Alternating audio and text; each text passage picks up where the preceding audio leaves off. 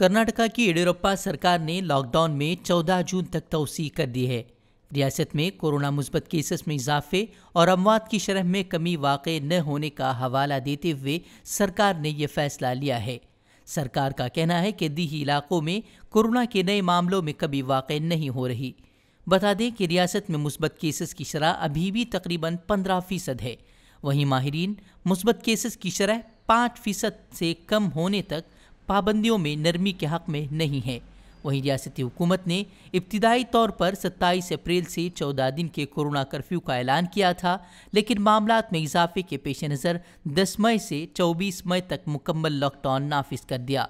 Lockdown के नताइज और माहिरीन के मशवरे का हवाला देते हुए उसकी तोसी 7 जून तक कर दी गई थी। वहीं अब ये पाबंदियाँ 14 जून तक बढ़ा दी गई हैं।